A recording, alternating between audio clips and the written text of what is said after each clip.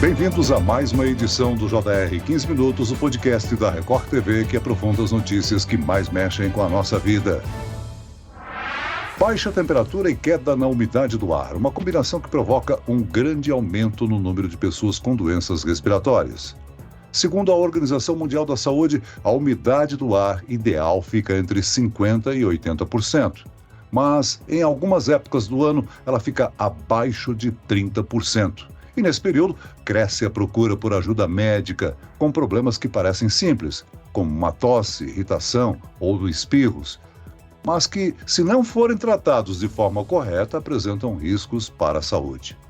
Em Porto Alegre, as emergências dos hospitais registraram um aumento de 200% na procura por atendimento a pacientes com problemas respiratórios.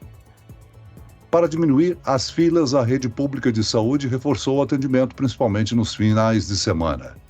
Quais são as doenças respiratórias mais frequentes? Existe prevenção?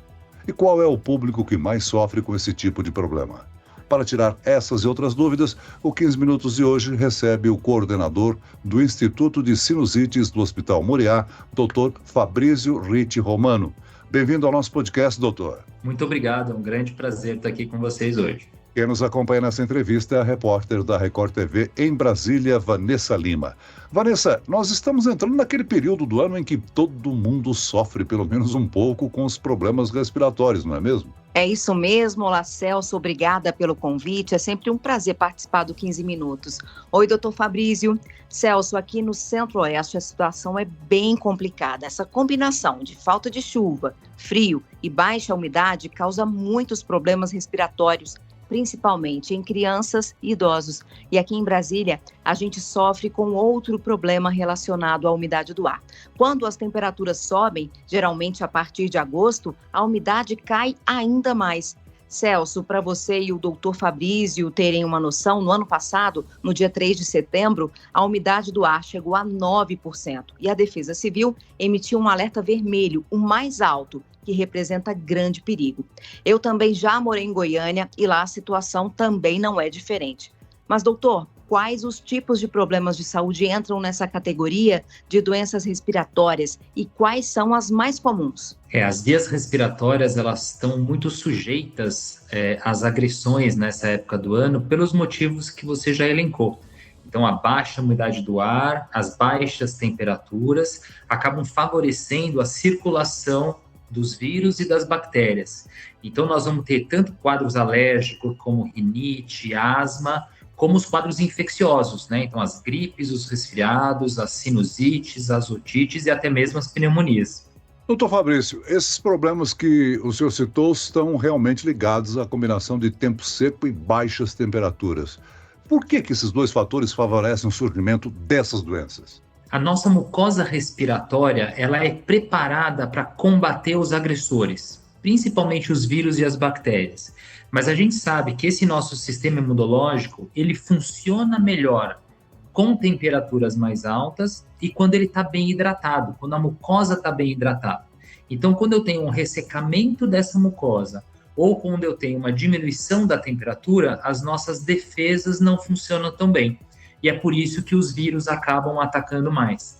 Então, uma das recomendações de prevenção que a gente faz é sempre se manter bem hidratado, né? Tomar bastante água, lavar o nariz com soro fisiológico, eventualmente uma inalação com soro fisiológico também, tentar aumentar a umidade do ar e evitar os ambientes muito frios.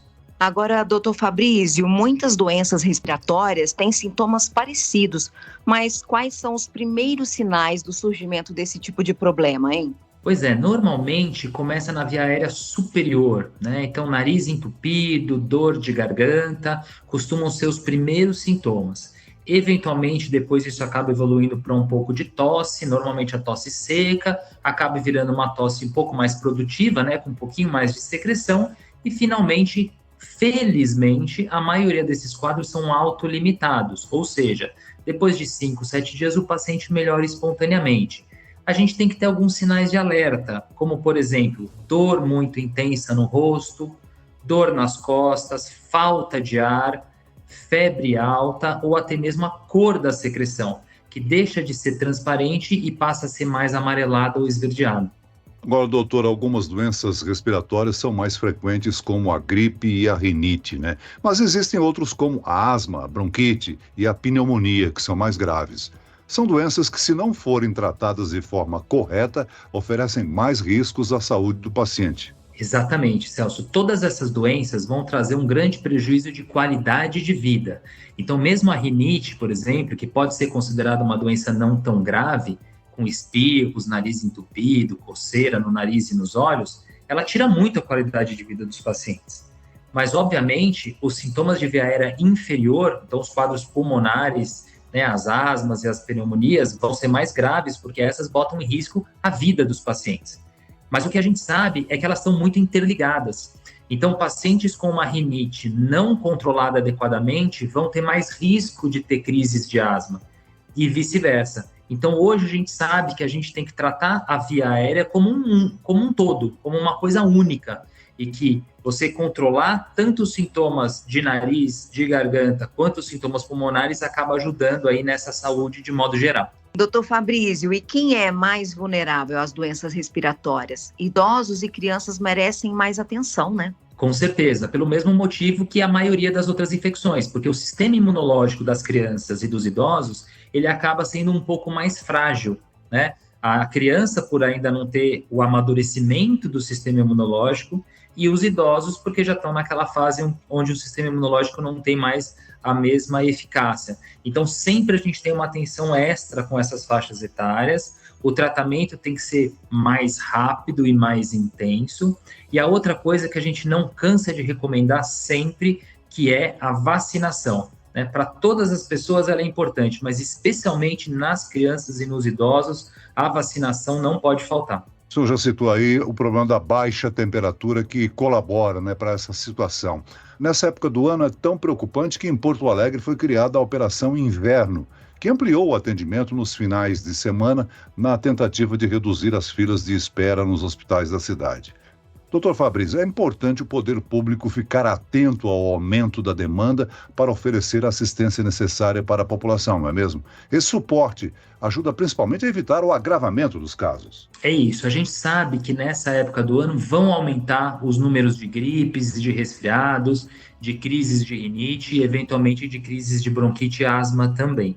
Então a gente tem que estar preparado, né? Precisa ter um suporte de atendimento para essa população, para evitar, por exemplo, que uma gripe e um resfriado simples evoluam para uma infecção bacteriana, por exemplo, uma sinusite bacteriana ou até mesmo uma pneumonia. Então, não só a prevenção primária, que é evitar que a doença aconteça, mas essa prevenção secundária, que é impedir que a doença se agrave, ela é muito importante também. E como todo ano isso acontece, a gente já espera que nessa época do ano a gente tenha esse aumento. Com certeza, o poder público precisa se preparar para isso. E, doutor, você é o coordenador do Instituto de Sinusites do Hospital Moriá. Essa sinusite, como o senhor mencionou aí, também tem um aumento nessa época do ano, né? Um aumento do número de casos. O que é a sinusite crônica? Como identificar também essa doença? Nós temos dois tipos principais de sinusite. As sinusites agudas são aquelas infecções que normalmente vêm depois de uma gripe, de um resfriado. Todo mundo conhece, né? Você fica com a secreção mais amarelada, dor no rosto, febre e muitas vezes vai tratar com antibiótico. Mas a sinusite aguda, com o tratamento adequado, o paciente sara e fica bem. A sinusite crônica, ela é uma doença um pouco mais complicada, porque é aquele paciente que tem constantemente os sintomas da inflamação no nariz e nos seios da face. Então, ele está sempre com o nariz entupido, com dor no rosto, com secreção, muitas vezes tem perda de olfato também. Então, para esses pacientes, o tratamento ele tem que ser a longo prazo, muitas vezes até por toda a vida. Acabou de sair aí da chamada emergência de saúde pública de importância internacional que foi causada pela Covid-19, né? Que também provoca uma doença respiratória. Agora, mesmo com essa mudança, doutor Fabrício, o coronavírus ainda preocupa? Ele ainda é uma ameaça à saúde? O coronavírus ele ainda é uma ameaça porque ele é um dos vírus que hoje está causando esse aumento nas infecções respiratórias que nós estamos vendo. Então, a gente está vendo muita infecção por influenza, mas está tendo infecção por coronavírus ainda, graças a Deus não com a gravidade que a gente viu no início da pandemia, e outros vírus respiratórios, como o rinovírus, adenovírus. Então, hoje, o coronavírus ele é parte, né, dessa grande família de vírus que vem causar as infecções respiratórias, mas ele ainda está presente sim. E uma coisa que a gente vem notando de 2 anos para cá é que parece que aumentou o número de infecções respiratórias, principalmente nas crianças. E a gente não sabe se é por conta do período da pandemia, onde as crianças ficaram muito isoladas e o sistema imunológico acabou não se desenvolvendo tão bem, ou se é por um efeito direto da Covid-19 que causa alguma queda de imunidade, porque não é raro a gente ouvir pacientes dizendo que depois que eles tiveram a Covid-19, passaram a ter mais gripes e resfriados do que antes. Doutor, e uma prática muito comum no Brasil é a automedicação, né? E ainda mais se tratando de gripe, todo mundo tem uma receita caseira ou um tratamento que já foi usado pela avó, pela mãe, pela tia. E essa é uma situação que merece um alerta, né? Quando procurar um médico e quais os riscos da automedicação nesses casos? Isso é muito importante, Vanessa. Então, realmente, a gente tem que tomar muito cuidado com a automedicação. Quando a pessoa está com uma gripe, um resfriado mais leve, não tem problema ela tomar um analgésico ou um antitérmico, né? Eventualmente lavar bem o nariz com soro fisiológico. Então, os primeiros dias de uma infecção mais leve podem ser controlados em casa. Mas a partir do momento que os sintomas ficaram um pouco mais intensos, essa febre está perdurando mais do que 2 dias, a dor mais intensa, ou se tiver a qualquer momento falta de ar, esse paciente precisa procurar ajuda médica para fazer o uso correto da medicação.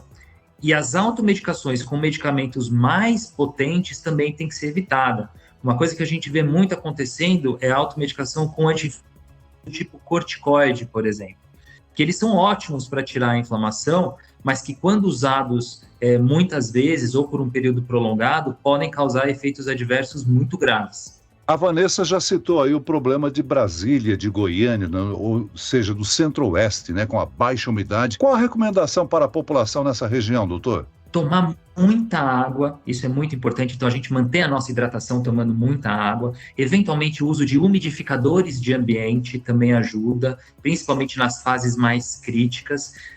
Se não tiver acesso a um umidificador, pode usar alguns métodos caseiros, como por exemplo deixar toalhas molhadas no ambiente ou bacias com água no ambiente, e evitar atividades ao ar livre nos períodos mais críticos, que são principalmente o período da tarde.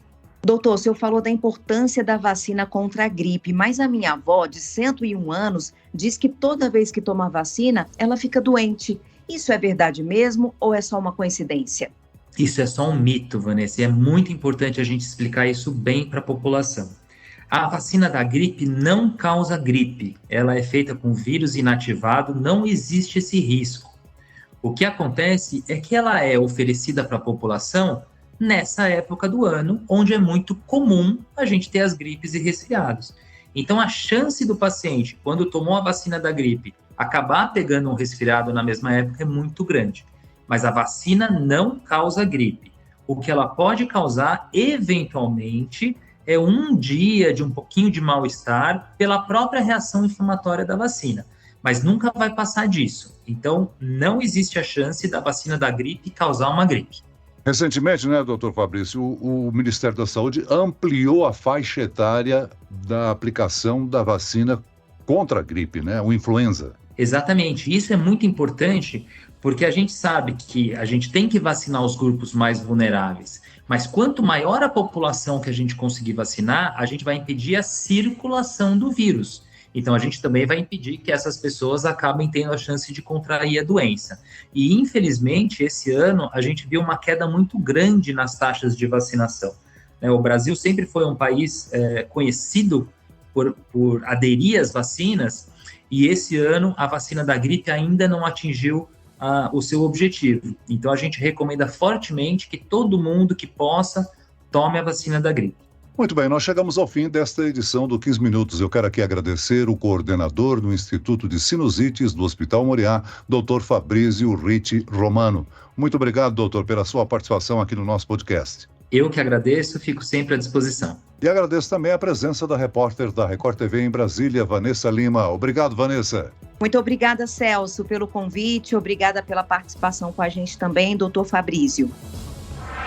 Esse podcast contou com a produção de David Bezerra e dos estagiários Lucas Brito, Fernando Russo e Kátia Brazão. Sonoplastia de Marcos Vinícius. Coordenação de conteúdo, Edivaldo Nunes e Deni Almeida. Direção editorial, Tiago Contreira. Vice-presidente de jornalismo, Antônio Guerreiro. Você pode acompanhar o JR 15 Minutos no portal r7.com, nas redes sociais do Jornal da Record e nas principais plataformas de streaming. E eu, Celso Freitas, te aguardo no próximo episódio. Até lá!